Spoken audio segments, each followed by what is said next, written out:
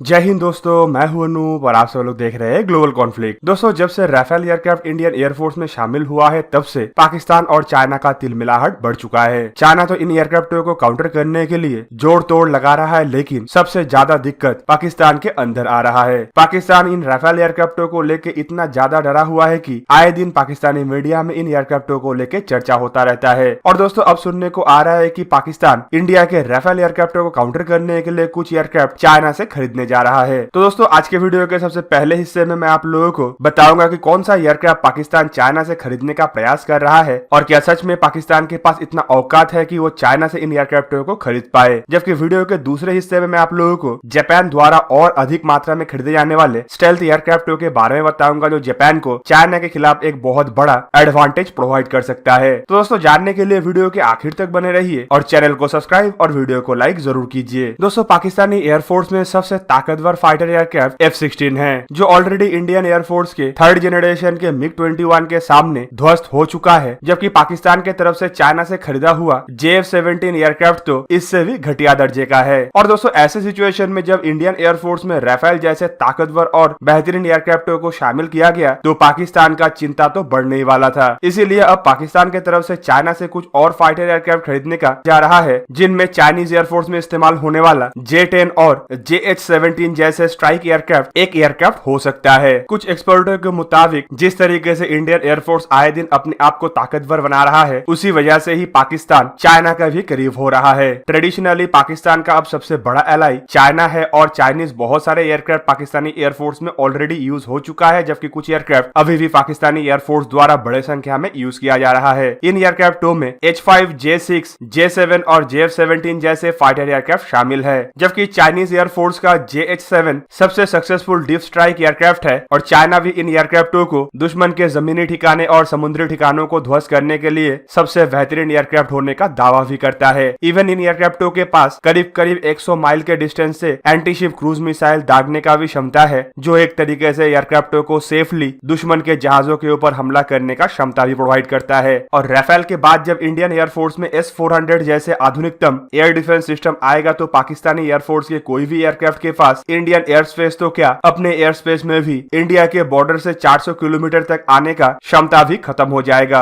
और दोस्तों, यही वो डर है जो पाकिस्तान को सबसे ज्यादा सता रहा है। इवन अगर JH-7 एयरक्राफ्टों के बारे में भी आप देखें तो इसके पास इतना कैपेबिलिटी नहीं है कि ये S-400 या राफेल को काउंटर कर पाए, लेकिन ये एयरक्राफ्ट एक फाइटर बॉम्बर है बोल के ग्राउंड अटैक के लिए अच्छा एयरक्राफ्ट हिसाब से साबित भी हो सकता है। और बीच में खबर ये भी आया था कि पाकिस्तान कम से कम 2 स्क्वाड्रन ऐसे फाइटर एयरक्राफ्टों को कर्ज में लेने के लिए भी प्रयास कर रहा है। दोस्तों, ये एयरक्राफ्ट के अलावा पाकिस्तान बीते कई सालों से J-10 फाइटर एयरक्राफ्टों को भी हासिल करने का प्रयास कर रहा है, जो असल में चाइना का ऐसा एयरक्राफ्ट है जिसे F-16 को कॉपी करके बनाया गया है। J-10 aircraft single engine aircraft के हिसाब से JF-17 के तुलना में करीबन एक जनरेशन आगे है और ये JF-17 से काफी बेहतर एयरक्राफ्ट है। पर ये एयरक्राफ्ट JF-17 के तुलना में कई गुना महंगा भी है, जिस वजह से पाकिस्तान अब तक इन एयरक्राफ्टों को खरीदने के लिए या फिर उधार में लेने के लिए सोच भी नहीं पा रहा है। पाकिस्तान द्वारा 1999 के लड़ाई के बाद से ही चाइना से इन एयरक्राफ्टों को खरीदने का बात शुरू किया गया था, लेकिन पाकिस्तान अब तक इस मामले में कोई सफलता हासिल नहीं कर पाया। फिलहाल इंडियन एयरफोर्स जिस तरीके से तेजी से अपने आप को अपग्रेड कर रहा है और नया से नया फाइटर एयरक्राफ्टों को शामिल कर रहा है, इससे तो यही लग रहा है कि पाकिस्तान अगर जल्द से जल्द अपना बंदोबस्त ना कर पाया तो उसका हालत आने वाले समय में काफी खराब होगा। पर पाकिस्तानी एक्सपर्टों के मन में अभी भी चाइनीज फाइटर एयरक्राफ्टों को लेकर काफी ज्यादा आशंका है। इसी वजह से पाकिस्तान की तरफ से चाइना के ऑप्शन के अलावा कुछ और ऑप्शन को भी तलाशा जा रहा है, जिनमें रशिया एक ऑप्शन है। पर रशिया के तरफ से अब तक पाकिस्तान को कभी भी कोई भी घास नहीं डाला गया है बोल के पाकिस्तान के सामने चाइना के अलावा कोई ऑप्शन बचा ही नहीं। दोस्तों, अब चलिए जानते हैं जापान के तरफ से स्टेल्थ फाइटर एयरक्राफ्टों को लेके क्या प्लान बनाया जा रहा है ताकि जापान चाइना को काउंटर कर पाए। आप सब लोगों को पता ही होगा कि चाइना अपना विस्तारवादी नीति जिस तरीके से फैला रहा है, उसमें साउथ चाइना सी और ईस्ट चाइना सी के लगभग हर एक देश उसके टारगेट में आ चुका है। फिलहाल चाइना इन देशों के जमीनों को हड़पने के लिए आगे बढ़ रहा है, जिसमें जापान भी एक प्रमुख देश है। और दोस्तों, जापान को चाइना के खिलाफ सबसे पहला लाइन ऑफ डिफेंस माना जाता है, क्योंकि जापान ही उस रीजन में सबसे ज्यादा ताकतवर देश है। और इसी वजह से जापान अपने ताकत को और मजबूत करने के लिए अमेरिका से कुछ 100 स्टेल्थ फाइटर एयरक्राफ्ट खरीदेगा। दोस्तों, ये स्टेल्थ एयरक्राफ्ट F-35 एयरक्राफ्ट है, जिसे लेके कुछ महीने पहले ही जापान की तरफ से खुलासा किया गया था। दोस्तों, जापानीज डिफेंस मिनिस्ट्री की तरफ से हाल ही में डिसाइड किया गया है कि F-35 स्टेल्थ फाइटर एयरक्राफ्टों को मिसवा बेस के अलावा दूसरे बेसों में भी डिप्लॉय किया जाएगा। टाइम्स ऑफ जापान के रिपोर्ट के मुताबिक फिलहाल जापान के जो F-35 फाइटर एयरक्राफ्ट है उसे मिसवा बेस में ही इस्तेमाल किया जा रहा है और फिलहाल लोकल अथॉरिटी से अप्रूवल भी लिया जा रहा है ताकि इन एयरक्राफ्टों का संख्या को भी बढ़ाया जा पाए और दूसरे बेसिस में भी ऐसे F-35 जैसे एडवांस टेरेन फाइटर एयरक्राफ्टों का डिप्लॉयमेंट किया जा पाए। दोस्तों जापान द्वारा ये डिसीजन इसीलिए लिया जा रहा है क्योंकि हाल ही के दिनों में जिस तरीके से चाइना द्वारा जापान के संकाकू आइलैंड और अन्य आइलैंडों के ऊपर नजर गड़ा के रखा हुआ है और जिस तरीके से चाइना इलीगली जापान के क्षेत्र के अंदर घुसने का प्रयास कर रहा है उसे काउंटर करने के लिए F-35 एक बेहतरीन ऑप्शन होगा।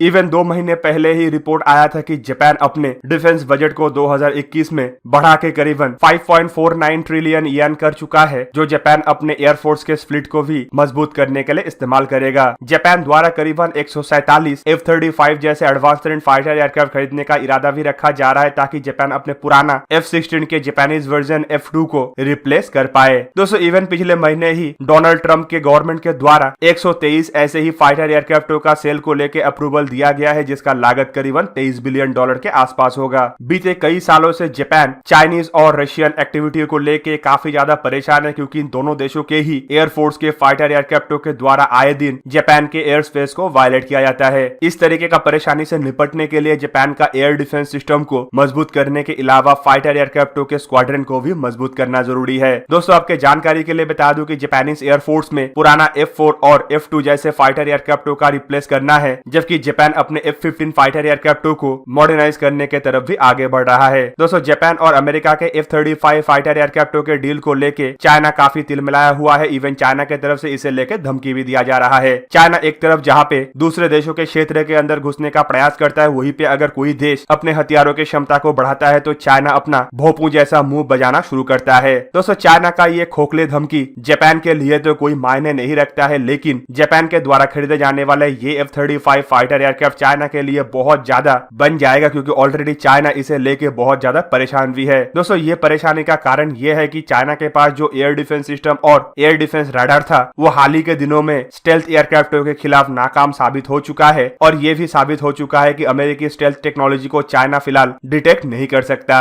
चाइना कुछ S-400 सिस्टम भी खरीदा था लेकिन उसका भी जो वर्जन चाइना के हवाले किया गया है उसे लेके भी ये डाउट है कि वो शायद ही स्टेल्थ एयरक्राफ्ट को डिटेक्ट कर पाए। इवन जिस तरीके से चाइना चारों तरफ अपना फ्रंट को खोल के रखा हुआ है चाहे वो हिमालयन रीजन में इंडिया के साथ हो या साउथ चाइना सी में ताइवान वियतनाम जैसे देशों के साथ हो या ईस्ट चाइना सी में जापान जैसे देशों के साथ हो उससे ये भी लग रहा है कि चाइना का ये इक्विपमेंट कितने हद तक चारों तरफ डिप्लॉय हो सकेगा और इतने सारे फ्रंट को किस तरीके से चाइना काउंटर कर पाएगा। और इस दरमियान इंडियन एयरफोर्स को मिलने वाले एडवांस टेरेन राइफल और जापानीज एयरफोर्स में अधिक F-35 शामिल होने का न्यूज चाइना का चिंता को बढ़ाते जा रहा है। तो दोस्तों ये था आज का वीडियो। अगर आपको वीडियो अच्छा लगा तो उसे लाइक कीजिए और मेरे चैनल को सब्सक्राइब कीजिए और साथ में बना हुआ बेल आइकन को भी प्रेस कर दीजिए ताकि आप मेरा वीडियो देख पाए सबसे पहले। जय हिंद।